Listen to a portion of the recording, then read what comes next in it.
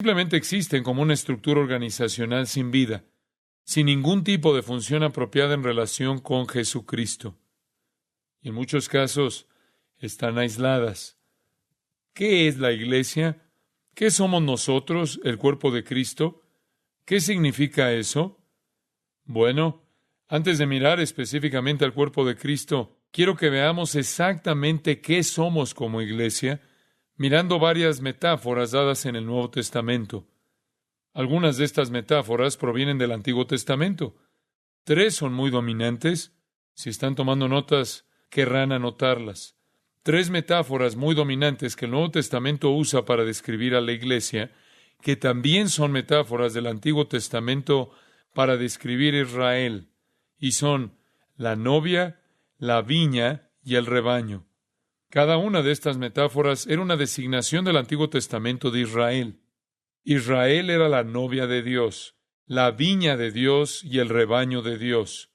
Todas ellas se repiten en el Nuevo Testamento. Nosotros somos la novia de Cristo. Somos las ramas de las cuales Él es la vid.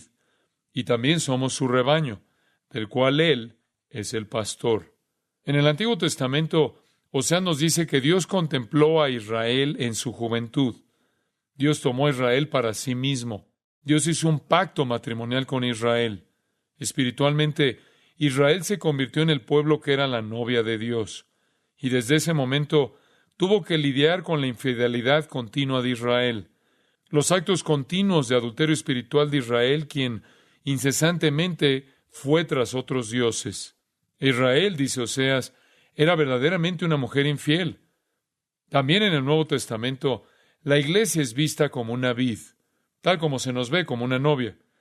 Y en el Antiguo Testamento, la vid o la viña representaba a Israel. Dios dijo que fue y plantó un viñedo. Él dijo que lo plantó en una colina fértil. Y esta era una imagen de Dios sacando a Israel de Egipto y situándolos en Canaán. Dios dijo, los removí y planté esta viña en esta ladera muy fértil. Allí echó raíces y llenó la tierra. Y entonces Dios construyó una torre de vigilancia y desde allí custodiaba la viña.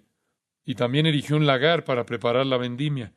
Y él miró su viña, nos dice Isaías, y quería que su viña produjera juicio. Pero la viña dio uvas silvestres de iniquidad.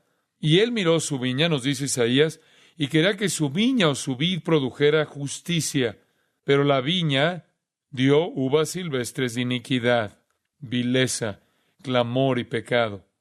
Entonces, Isaías 51 nos dice que Dios devastó su viña, y lo hizo. La tercera metáfora del Antiguo Testamento que Dios usó comparó a Israel con un rebaño, y Él era el pastor de Israel. Él llevó a José como a un rebaño, dice la Biblia. Tal como Él los había redimido de Egipto, dice Isaías, los llevó y los cargó como si llevara un cordero. Así que después de la cautividad de Babilonia, Isaías dice otra vez, Él reunió a los corderos en sus brazos y llevó suavemente a las recién paridas. Y Dios tiene una relación con Israel que es la de un pastor con su rebaño. Vemos las 3 imágenes que Dios usó para determinar su relación con Israel en el Antiguo Testamento. Cada una de estas imágenes muestra la relación de Dios con Israel y enfatiza, noten esto, que el trato de Dios con su pueblo era directo. Era directo y era un ministerio de salvación soberano, así como también un ministerio de protección. Por lo tanto, en el Antiguo Testamento, Dios escogió a Israel como su novia. Él plantó a Israel como su viña. Él guió a Israel como su rebaño. Cuando llegamos al Nuevo Testamento, Jesús audazmente aplica estas mismas metáforas a la iglesia. Él enfatiza aún más la relación personal. Permítanme ilustrarlo. En primer lugar, la metáfora del Antiguo Testamento del matrimonio. Jesús la aplica a nosotros diciendo que Él es el novio y nosotros somos, ¿qué? La novia. Él dice, yo soy el novio. Y recuerden que en los evangelios, cuando el esposo se presentaba, el ayuno era innecesario. Continuemos con los festejos, el esposo está aquí. Pablo describe esta metáfora con más detalle con referencia al sacrificio amoroso de Cristo por la iglesia. Habla también sobre el liderazgo de Cristo en la iglesia. Su propósito final para la iglesia. Cristo ha tomado a la iglesia como una novia y este es el libro de Efesios, a fin de presentársela a sí mismo una iglesia gloriosa, que no tuviese mancha ni arruga ni cosa semejante, sino que fuese santa y sin mancha. En otras palabras, nos junta como una virgen casta y pura. Y así nosotros, como iglesia, nos relacionamos con Cristo como una novia con el novio. De hecho, al final de Apocalipsis, cuando vayamos a estar con Jesucristo en la gloria, la Biblia dice que tendremos una cena. ¿Qué tipo de cena es? Es una cena de bodas. No solo eso, en 2 Corintios capítulo 5 dice que Dios nos ha dado las arras del Espíritu. Y la palabra griega arras significa literalmente anillo de compromiso.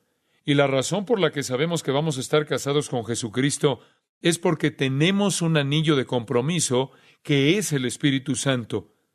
La metáfora del matrimonio está a lo largo de toda la escritura de Pablo en particular y culmina con la visión de Juan de la gran cena de bodas del Cordero en la Nueva Jerusalén, al final del libro de Apocalipsis. Por lo tanto, Jesús utiliza la metáfora del matrimonio para describir a la iglesia. Jesús también tomó la imagen de la viña en la parábola del esposo malvado en Marcos 12. Y allí se refiere a Israel. Y también la extendió, porque en Juan capítulo 15 dice, yo soy la vid, vosotros los pámpanos. Allí se utiliza la misma metáfora. La iglesia son los pámpanos que dependen de la vid. Debemos permanecer en él y tenemos que estar sujetos a la purificación del viñador.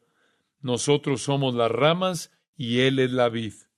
Y así, Jesús usó la metáfora de la vid, pero no se detuvo ahí. También utilizó la metáfora del pastor. Juan 10, somos un rebaño. Mis ovejas oyen mi voz y yo las conozco y ellas me siguen. Y Jesús es el buen pastor. Él va al desierto para salvar a tan solo una de sus ovejas perdidas. Él da su vida por las ovejas. Él conduce a las ovejas a buenos pastos. Las protege de los lobos. Esta metáfora se expande a lo largo de todo el Nuevo Testamento. Estas son las 3 metáforas básicas del Antiguo Testamento que Jesús aplicó para la iglesia. Estas son las principales. Hay otras 4. Estas son las principales que se encuentran en el Antiguo Testamento. Hay otras 4 a las que se alude en el Antiguo Testamento que Cristo también utiliza o que el Nuevo Testamento aplica a la iglesia. Y son las siguientes. El pueblo de Dios también es un reino. Y un reino es un dominio donde alguien es soberano. Y nosotros, amados hijos, hermanos, hijos de Dios, hermanos de Cristo, estamos bajo el dominio del gobierno de Dios y de Cristo. En estos momentos, estamos literalmente en su reino espiritual en el sentido de que Él nos rige. Somos un reino. Por ejemplo, Pablo dice en Colosenses 1:13, el cual nos ha librado de la potestad de las tinieblas y trasladado al reino de su amado Hijo. Así es, su querido Hijo. Y Cristo ejerce su dominio sobre nosotros por medio del Espíritu Santo. Si usted lee cuidadosamente entre líneas, eso es lo que se está diciendo. Esto es lo que dice Romanos 14:17. Porque el reino de Dios no es comida ni bebida, sino justicia, paz y gozo en el Espíritu Santo.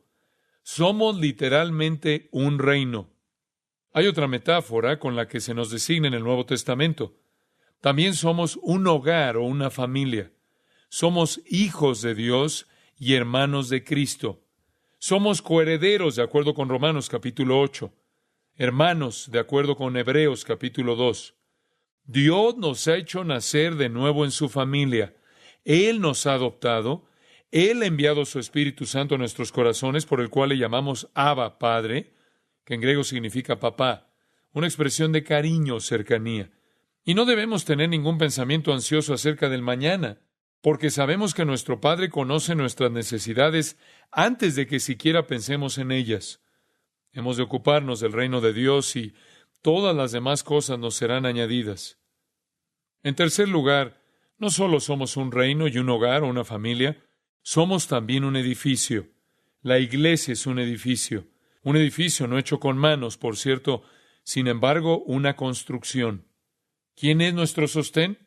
Pablo dijo, porque nadie puede poner otro fundamento que el que está puesto, el cual es Jesucristo. Y somos construidos sobre esa base. Los apóstoles fueron los primeros en la base. Y de allí en adelante seguimos nosotros. Somos un edificio de Dios. A continuación, en cuarto lugar, somos un cuerpo, el cuerpo de Cristo. Y esta metáfora en particular no tiene ningún equivalente en el Antiguo Testamento. Ninguno. Las tres primeras tienen una importante equivalencia en el Antiguo Testamento. A las tres siguientes se las alude de un modo no tan significativo en el Antiguo Testamento. De esta no se hace ilusión en el Antiguo Testamento en absoluto. El concepto ni siquiera existe en el Antiguo Testamento. Usted preguntará, ¿y eso qué importa? Esta es nuestra posición única en Cristo. Somos el cuerpo de Cristo. Esto es único. No tiene equivalente alguno en el Antiguo Testamento. Es nuestra identidad única. Somos el cuerpo de Cristo. No somos un edificio. Estos edificios donde estamos ahora son totalmente irrelevantes. Contamos con ellos porque tenemos que venir y sentarnos en algún lugar para escuchar la palabra de Dios. La iglesia no es un edificio físico. Somos un edificio espiritual, como hemos dicho, no físico. Esta no es la iglesia. Usted es la iglesia. Yo soy la iglesia. No somos una organización. Somos una koinonía. Somos una comunión. Somos una comunión de un cuerpo, el cuerpo de Cristo. Ahora bien, esta metáfora única va a formar la base para nuestro estudio esta noche. Y por cierto, por muchas semanas en adelante, a medida que estudiamos el libro de Efesios versículo a versículo, el cual nos presenta la doctrina del cuerpo de Cristo. Antes de que vayamos a Efesios, veamos lo que dice Primera de Corintios 12. Quiero que vean tres cosas sobre el cuerpo, y le explicaremos lo que el cuerpo de Cristo significa. Esto es estratégico y quiero que pongan mucha atención. Quiero que observen tres cosas que caracterizan al cuerpo y que están completamente explicadas. Tres cosas que caracterizan al cuerpo y que están explicadas de manera detallada en el capítulo 12. Número 1, la unidad. Número 2, la diversidad. Número 3, la armonía. Unidad, diversidad, armonía. Son cosas clave para que usted entienda. Parte del motivo por que la iglesia está tan deteriorada es porque las personas no están funcionando como el cuerpo. Palabras estratégicas. En primer lugar, observemos la unidad. La primera característica dominante de un cuerpo es su unidad. 1 Corintios 12:12. Porque así como el cuerpo es uno. Y aquí se está hablando de un cuerpo físico, y tiene muchos miembros, pero todos los miembros del cuerpo, siendo muchos, son un solo cuerpo, así también Cristo. Aquí Pablo menciona el cuerpo físico, y dice a la gente que ellos deben saber que un cuerpo físico debe ser uno. No se puede tomar un cuerpo físico y poner un brazo aquí y una pierna allá, un par de metros más allá una cabeza y un corazón, y luego decirle al cuerpo que haga algo. No se le puede decir a los miembros desconectados, únanse y funcionen. Un cuerpo es una unidad o no existe. Debe ser uno. Pablo dice, el cuerpo es uno y tiene muchos miembros. El cuerpo físico no se puede cortar. Si lo hace, morirá. La esencia de un cuerpo es la unidad. Somos uno. Así también Cristo. Somos un cuerpo. Cristo es la cabeza, nosotros somos el cuerpo, todos los miembros, somos uno. Si nos separamos, estamos muertos. No podemos separarnos. ¿Funcionamos como una unidad o no funcionamos? Somos uno. Y Cristo es la cabeza del cuerpo, de la cual proviene toda la instrucción, todo el poder cerebral, toda la energía y todos los recursos para hacer que cada parte del cuerpo funcione. La cabeza es la vida. Usted puede cortar la mano y el brazo, y la cabeza mantendrá la vida. Y usted puede cortar partes del cuerpo y la vida continúa ahí. Pero si le corta la cabeza, la vida se acaba. Y lo mismo es cierto en el cuerpo de Cristo. Una analogía perfecta. Cristo, nuestra cabeza, es la fuente de nuestra vida. Efesios 5:23, Pablo dice, Cristo es cabeza de la iglesia. En Colosenses 1:18 dijo, y Él es la cabeza del cuerpo que es la iglesia. Cristo es la cabeza. Cristo es la cabeza. Algunas personas piensan que son la cabeza. Piensan que son la cabeza de la iglesia. Conozco un hombre que tiene ese título. Él no es la cabeza de la iglesia. Jesucristo es cabeza de la iglesia. Todos los creyentes son uno en Él. Un solo cuerpo. Una unidad. Recibimos todos los recursos, todas nuestras fuerzas, toda nuestra sabiduría y nuestras instrucciones de la misma cabeza. Noten el versículo 13. Así es como uno pasa a formar parte del cuerpo. ¿Cómo comienza el cuerpo, la unidad del cuerpo? Versículo 13. Porque por un solo espíritu fuimos todos bautizados en un cuerpo. Noten cuántas veces se usa la palabra uno. Versículo 12, 2 veces. Versículo 13, 3 veces. ¿No cree que él quería enfatizar la unidad en esta lista? Porque por un solo espíritu fuimos todos bautizados en un cuerpo, sean judíos o griegos, sean esclavos o libres, y a todos se nos dio a beber de un mismo espíritu. Somos uno. Y la salvación es el punto inicial de nuestra unidad. Todos llegamos al cuerpo por el mismo espíritu. Todos llegamos de la misma manera. ¿Cuál? Jesucristo, una puerta. Jesucristo. Estamos en un solo cuerpo porque todos fuimos bautizados por un solo espíritu en un mismo cuerpo. Y ahora tenemos ese mismo espíritu morando en nosotros. Versículo 13. Por un solo espíritu fuimos todos bautizados en un cuerpo.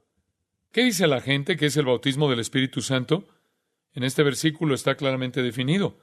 Es el Espíritu Santo de Dios colocando al creyente en el cuerpo de Cristo.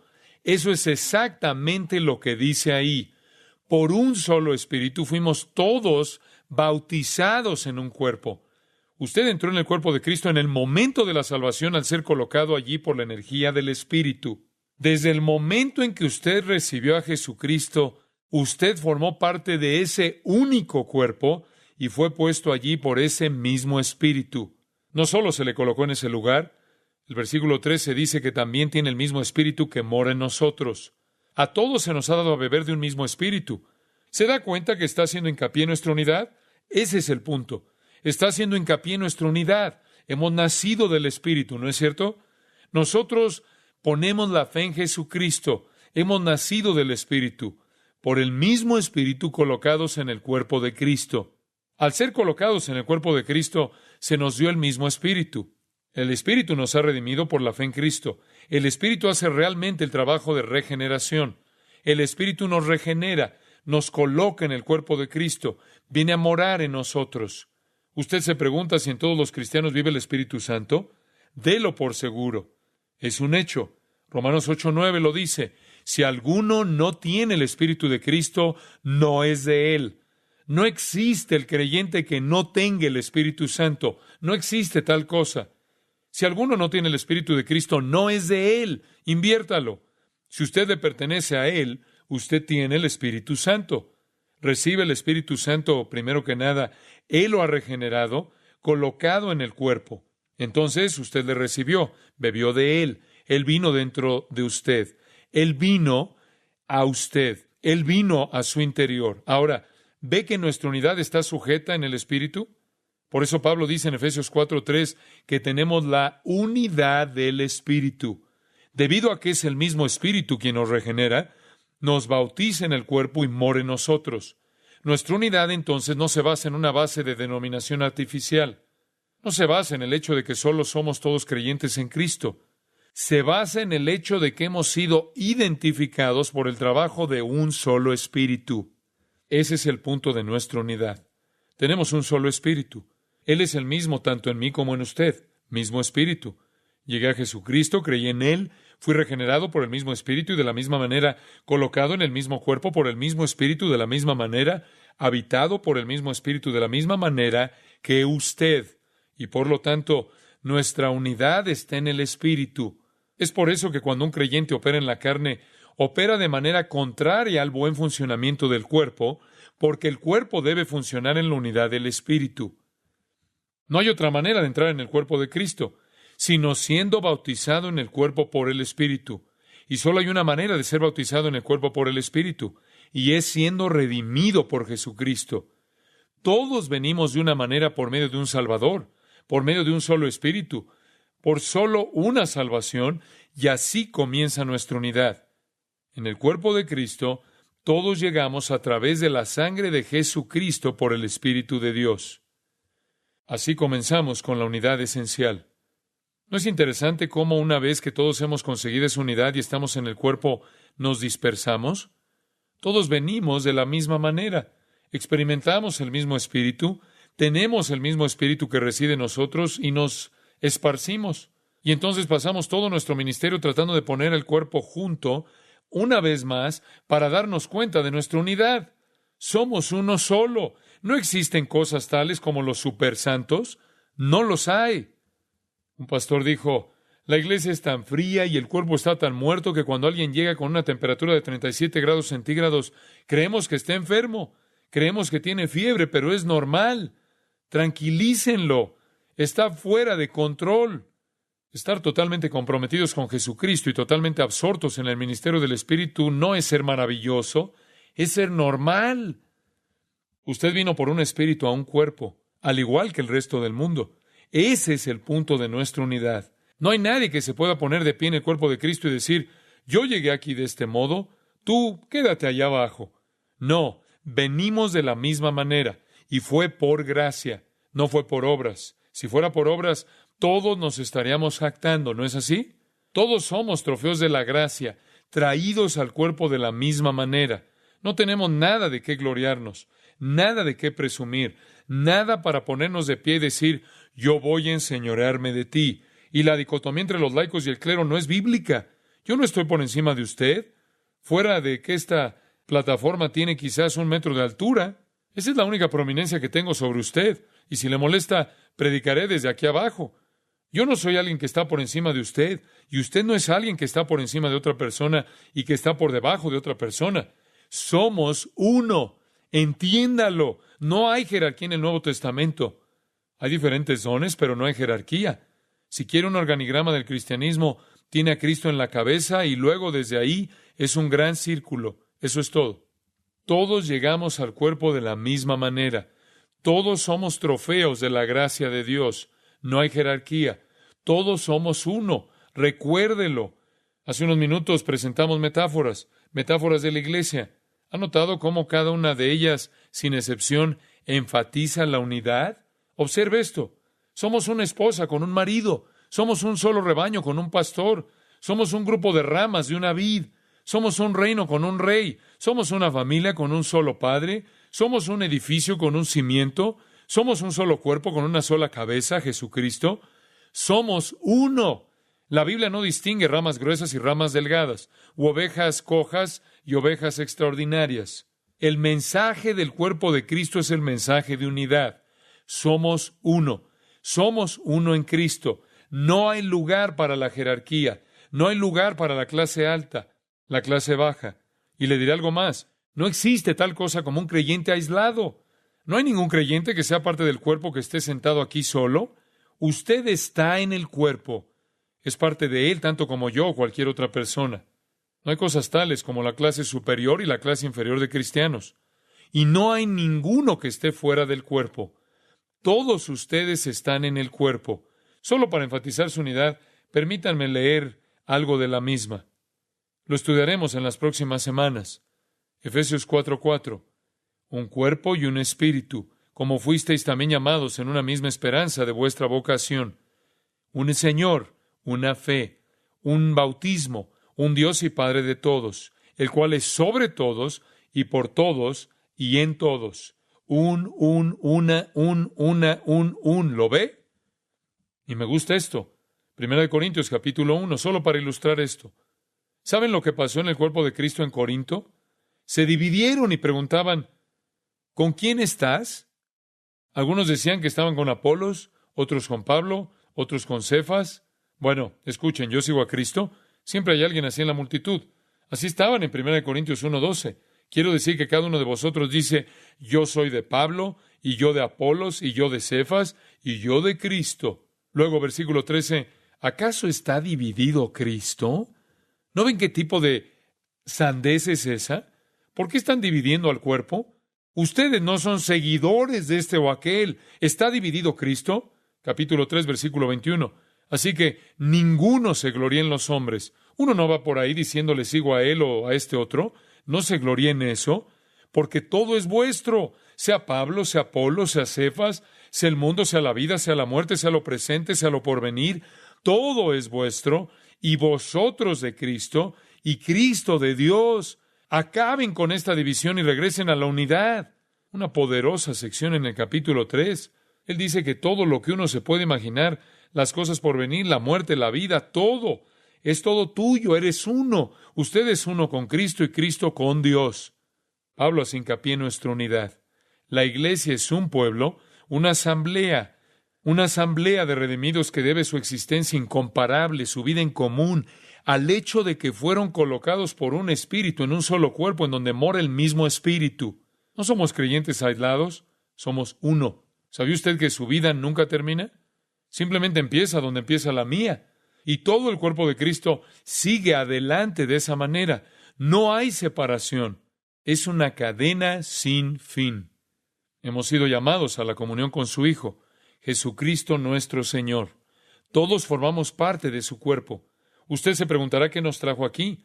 ¿Somos los escogidos de Dios? Somos la eclesía de Dios, aquellos a quien Dios elige, llamados a apartarnos del mundo para existir como una entidad separada.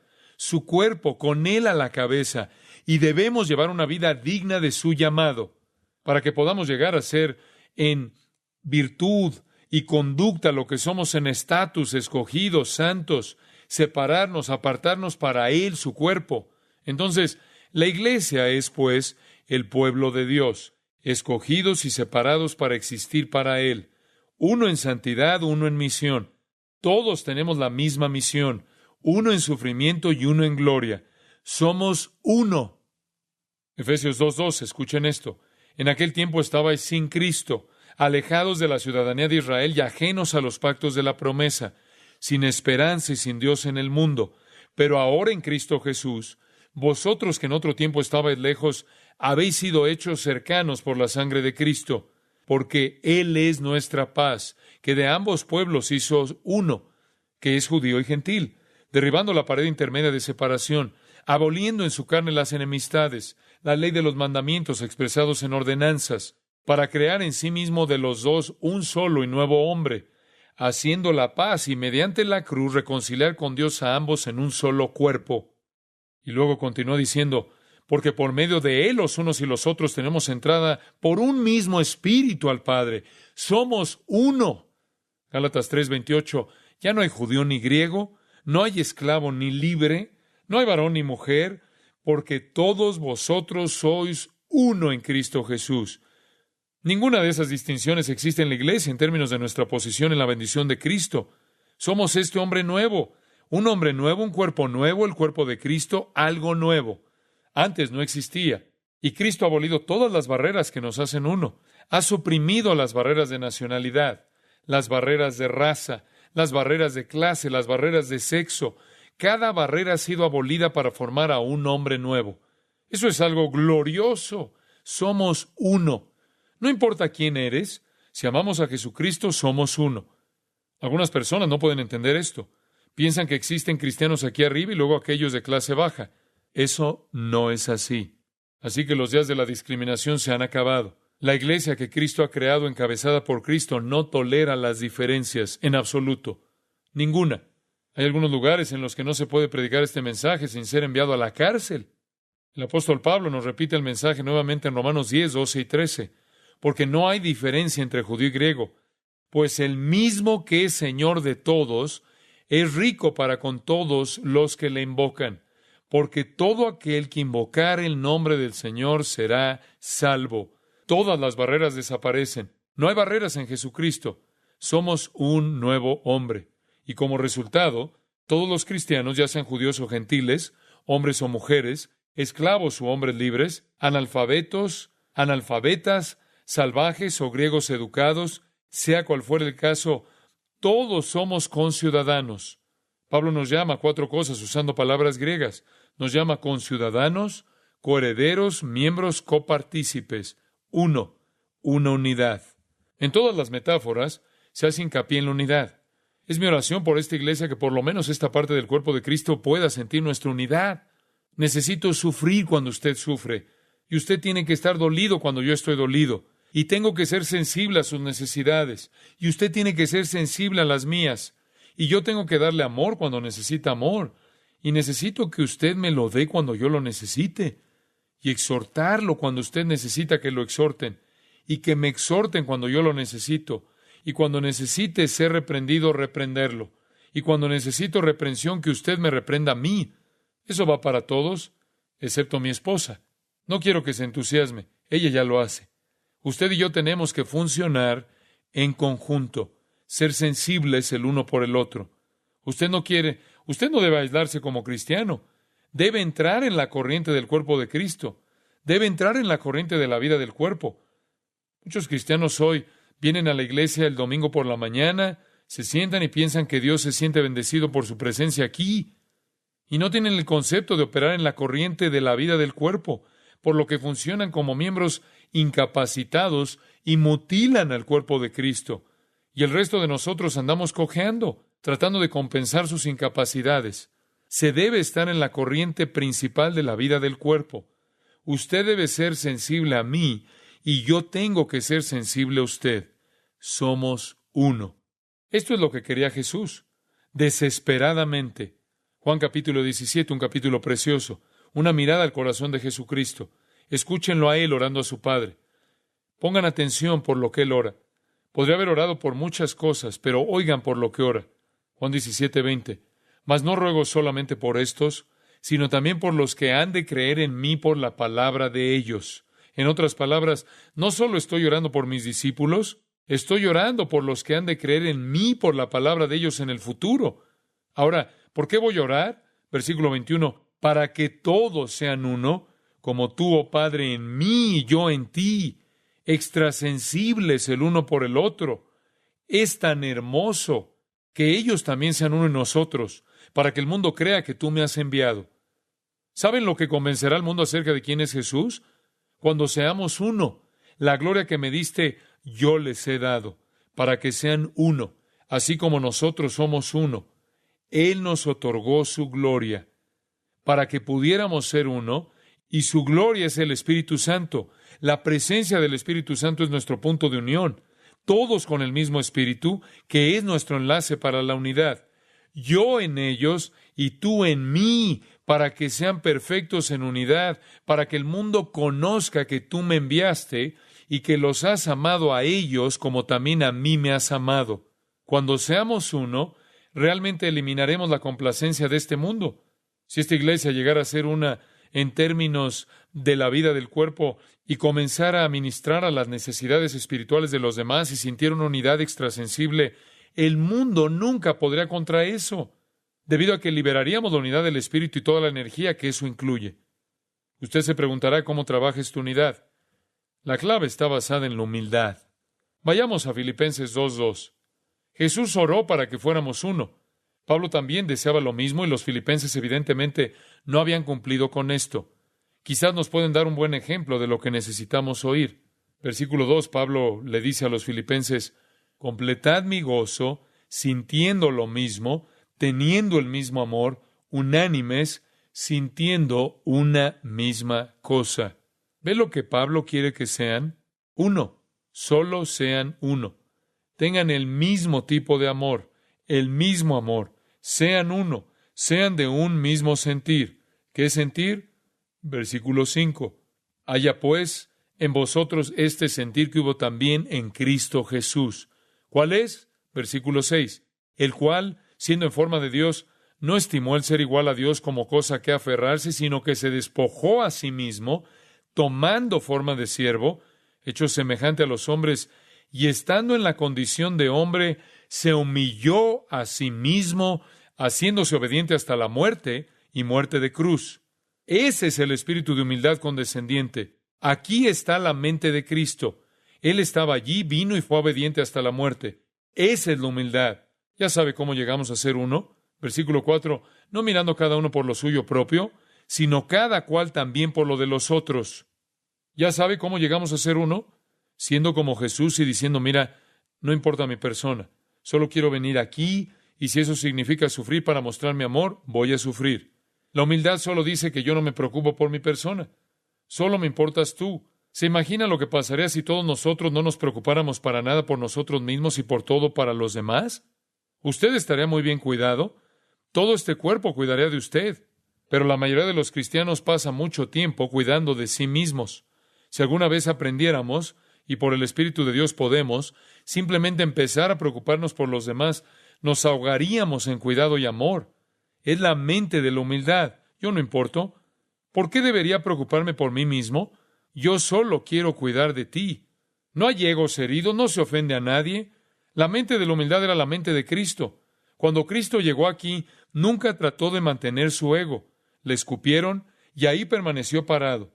Le clavaron en la cruz, colgaba de allí. No dijo que no podían hacerle eso a él, que no lo toleraría. La mente de la humildad dice que si esto significa tu salvación y si esto significa tu beneficio y tu bendición, voy a sufrir, porque solo me preocupo por ti. ¿Eso suena extraño? Tristemente, pero eso es lo que el concepto del cuerpo significa. Es cuidar del otro y no cuidar de uno mismo. ¿Lo sabía? De eso se trata. En Romanos 12:3 dice Pablo, digo pues, por la gracia que me es dada a cada cual que está entre vosotros, que no tenga más alto concepto de sí que el que debe tener, sino que piense de sí con cordura, conforme a la medida de la fe que Dios repartió a cada uno. Porque de la manera que en un cuerpo tenemos muchos miembros, pero no todos los miembros tienen la misma función, así nosotros, siendo muchos, somos un cuerpo en Cristo y todos miembros los unos de los otros. Todos estamos en el cuerpo de Cristo. ¿Cómo hacemos para obtener nuestra unidad? Al no pensar en mí, sino en ti. Usted no tiene que preocuparse acerca de su propio ego. Usted no tiene que preocuparse de sus pequeños problemas. Usted no tiene que ser tan egocéntrico en todos sus pensamientos que siempre sean acerca de usted. Simplemente extienda la mano y toque la vida de alguien y olvídese de sí mismo. Somos uno. Y el punto de fusión para nuestra unidad debe ser la humildad. Usted preguntará ¿hasta dónde? Usted podrá ser pisoteado. Que le pisoteen. ¿Cree que Dios le puede restaurar? Sí. 1 Corintios 6. Espero que ninguno de ustedes esté en litigio en este momento. 1 Corintios capítulo 6 está a punto de ser devastado. 1 Corintios 6, 7 y 8 me encanta. Aquí Pablo está condenando a un cristiano que demanda a otro cristiano. Va a la corte y argumenta públicamente con él. Por cierto, es ya una falta en vosotros que tengáis pleitos entre vosotros mismos. ¿Por qué no sufrís más bien el agravio? ¿Por qué no sufrís más bien el ser defraudados? ¿Por qué no dejarme más bien ser defraudado? Solo aprenda que no podría importarle menos lo que le ha pasado. ¿Y quiere saber algo? Algún hermano le puede haber defraudado, pero algún otro hermano le va a ayudar, ya que una persona generosa y una persona cariñosa recibe lo que da y recibe de regreso el amor que entregó. Cristo es nuestra cabeza. Nosotros somos el cuerpo y estamos para servir el uno al otro en amor. La humildad es la clave. Hay una segunda clave como la humildad, y es el amor. Hay un versículo que es tan conmovedor, Juan 13:34, cuando Jesús dice, un mandamiento nuevo os doy, que os améis unos a otros. ¿Ahora ve lo que significa el amor? Al amor no le importa lo que pase. El amor no depende de las circunstancias. El amor solo se irradia hacia afuera, no importa lo que hagan. Eso es amor. El amor no elige. El amor está ahí. Todo el que se interponga en el camino recibe amor. Hay personas que dicen, yo amo a esa persona en el Señor, que es como decir que la odia. Es lo mismo, ¿no? No puede amar a alguien en el Señor. Usted la ama o no. Y Jesús dijo, esto no es una opción. Este es un nuevo mandamiento. Usted dice, bueno, no tenemos la capacidad. Oh, sí. Romanos 5:5. El amor de Dios ha sido derramado en nuestros corazones. Un mandamiento nuevo os doy, que os améis unos a otros como yo os he amado, que también os améis unos a otros. Y cuidado con esto. En esto conocerán todos que sois mis discípulos, si tuviereis amor los unos con los otros. ¿Sabe usted cómo convencer al mundo de que Jesús es real y que realmente le amamos? La mayor evangelización en el mundo es tanto amor que el mundo no puede entenderlo. Si el principio que trae nuestra unidad es la humildad, la marca de nuestra unidad es el amor. Pablo se lo dijo a los tesalonicenses, el Señor os haga crecer y abundar en amor unos para con otros. Juan dijo que este es el mensaje que habéis oído desde el principio, que os améis los unos a los otros. ¿Está seguro que usted ama? ¿Ama como Cristo amó? ¿O es tan protector de su ego que cada vez que algo sale mal, toma represalias y reacciona y se amarga? Y si todo no es como le gusta, y si la iglesia no es como le gusta, y si tal hermano y tal hermano, ¿ese es el tipo de persona que es? ¿O es usted la clase de persona amorosa que no importa cuáles sean las circunstancias, su amor solo brota y todo lo que hay ahí afuera lo recibe? Somos uno. Y el principio de nuestra unidad es la humildad y la marca de la unidad es el amor.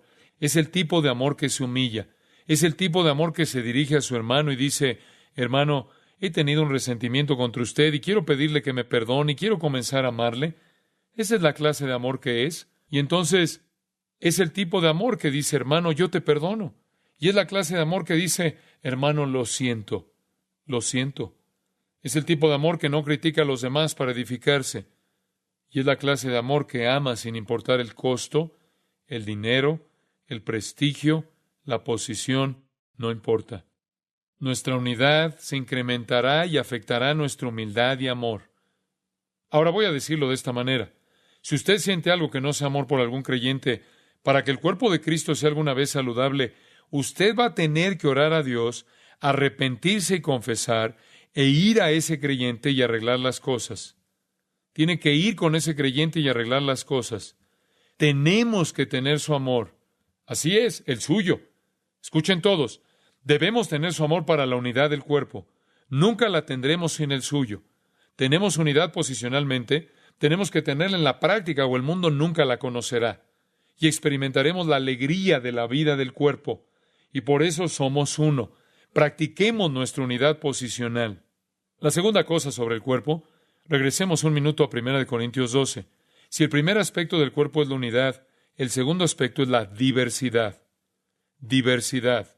Somos uno y sin embargo somos muchos. Ahora el versículo 14 de 1 Corintios 12. Además, el cuerpo no es un solo miembro, sino muchos. La unidad es nuestra base. La diversidad es cómo funcionamos. El cuerpo es uno, y sin embargo hay brazos y dedos y todas las diversas partes y oídos, ojos y todos los diferentes miembros del cuerpo, cada una claramente con una función única de funcionamiento, y sin embargo como uno solo. El versículo 14 dice, además, el cuerpo no es un solo miembro, sino muchos. Hay diversidad dentro del cuerpo. Todos somos diferentes. Romanos 12, teniendo diferentes dones según la gracia que nos es dada. En otras palabras, si Dios le da un don espiritual, Él le da la cantidad de fe para ponerlo a funcionar. ¿Se imagina lo que sucedería si Dios le hubiera dado un don en particular y no la fe para desempeñarlo? Sería frustrante. O si Dios le hubiera dado demasiada fe con respecto al don que Él le ha dado. Dios equipara la medida de la fe con los dones para que usted siempre tenga la cantidad exacta de fe para desarrollar el don adecuado. Estos van a ser breves, solo se los mencionaremos, pero la diversidad es importante. Todos tenemos dones diferentes.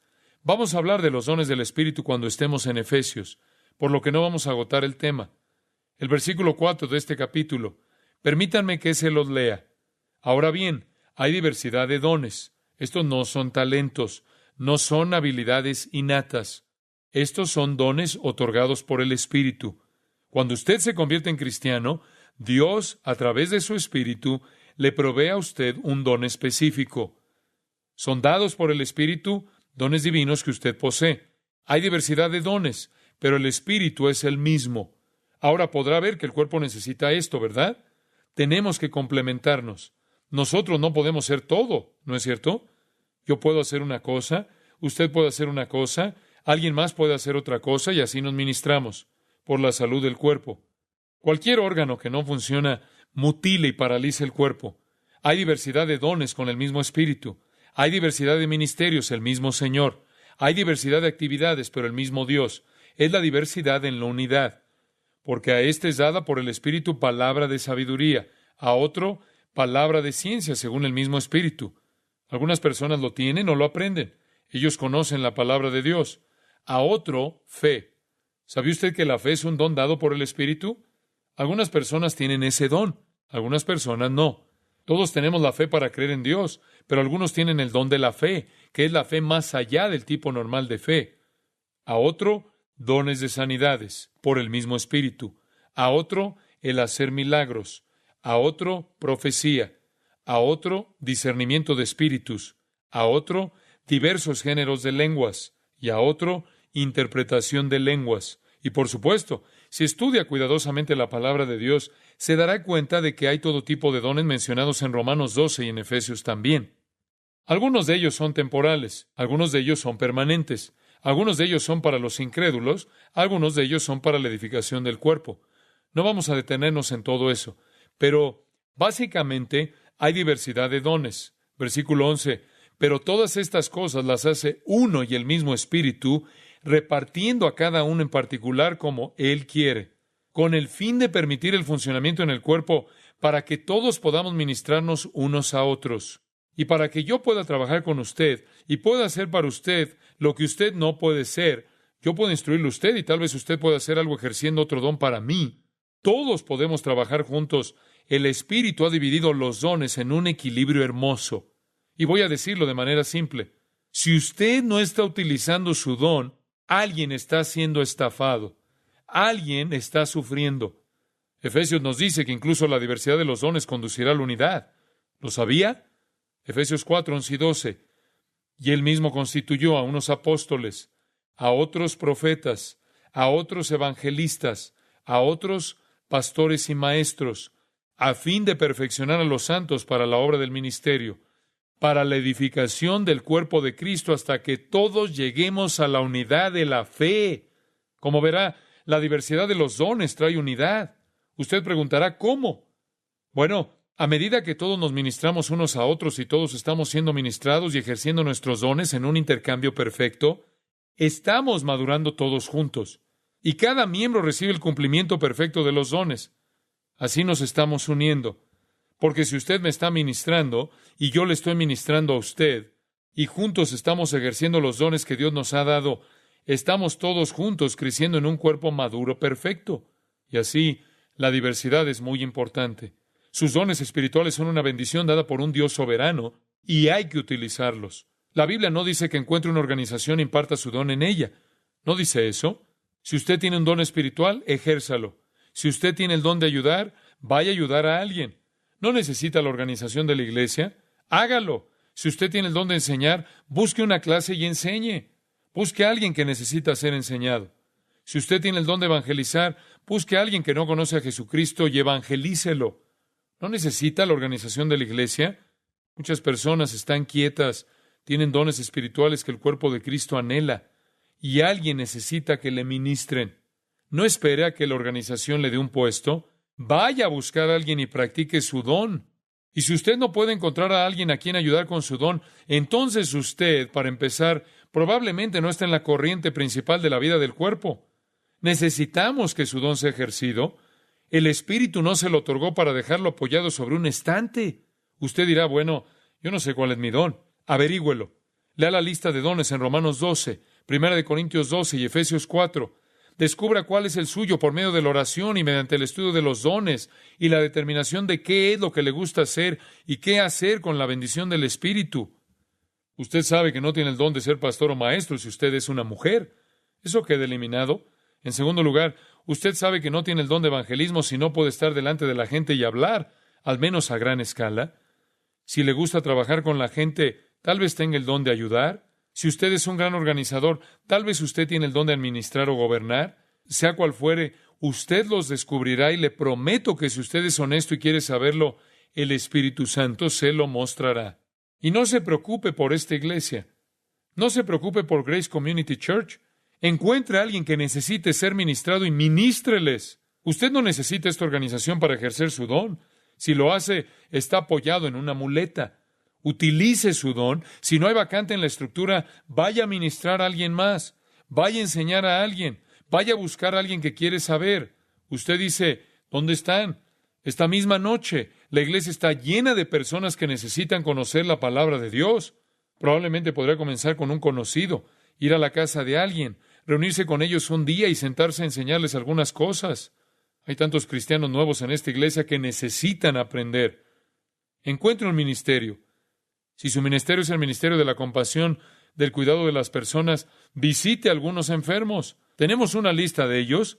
Llame a la oficina, búsquelos. No espere la estructura. Ministre su don. Hágalo ya.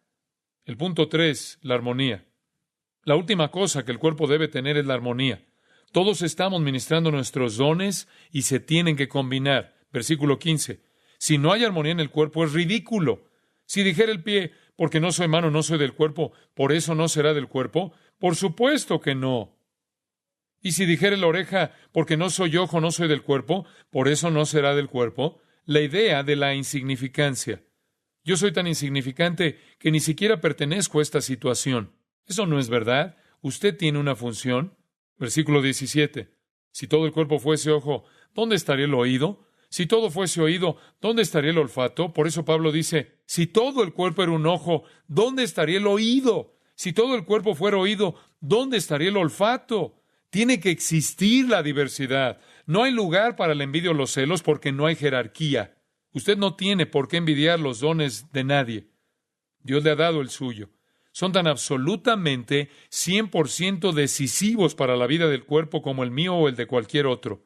Y luego, en el versículo 18, mas ahora Dios ha colocado los miembros. Dios sabe lo que está haciendo, cada uno de ellos en el cuerpo como Él ha querido. Él tiene un plan maestro para la unidad. Y si todos fueran un solo miembro, ¿dónde estaría el cuerpo? Todos somos parte de un mismo cuerpo. Tenemos cosas que hacer. A continuación, la humildad es la clave. Versículo 21. Ni el ojo puede decir a la mano, no te necesito, ni tampoco la cabeza a los pies, no tengo necesidad de vosotros. Es la idea de señorío sobre el otro. Me gusta el versículo 22. Antes bien, los miembros del cuerpo que parecen más débiles son los más necesarios. En otras palabras, él dice, lo que sucede en el fondo es lo que puede ser realmente necesario. Así se aprende esto en el ministerio.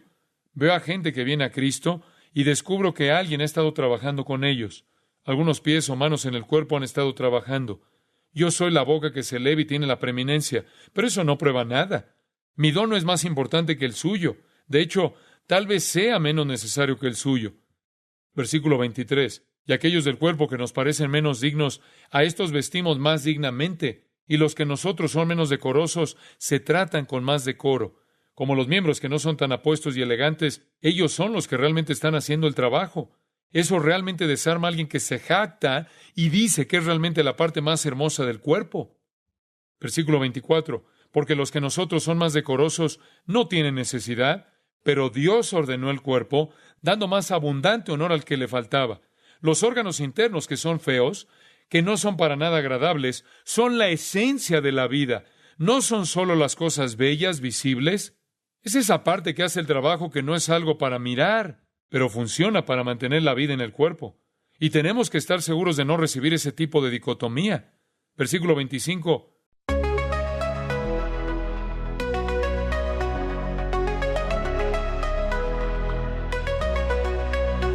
In the haze of neon dreams I wander through the night, lost in a sea of stars where your whispers take flight. Electrified emotions, they dance around my heart, in this digital garden where we never have to part. Shadows blend with colors as the beat sets me free. Every note a memory, every rhythm you and me. Echoes of you in synth waves, feel you near in the pulsing haze. It's such a world where we collide. You lost the rhythm in my mind. With the glow of city lights, our shadows intertwine in this kaleidoscope of love where the past and future align. With every step I take, I feel your presence strong, and this digital symphony where our hearts belong. Shadows blend with colors as the beat sets me free. Every note a memory, every rhythm you and me. Echoes of you in synth waves, feel you near in the pulsing haze. It's such a world where we collide. You lost the rhythm in my mind.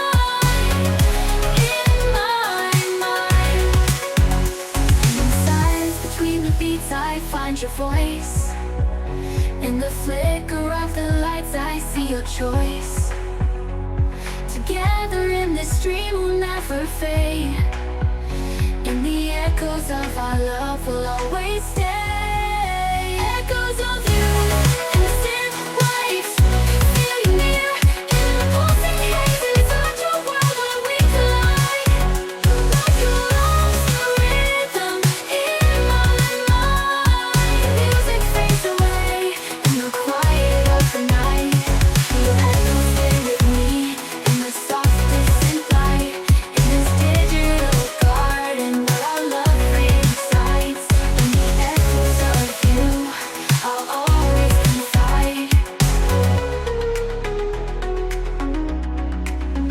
the music fades away in the quiet of the night, your echoes stay with me in the softest synth light, in this digital call.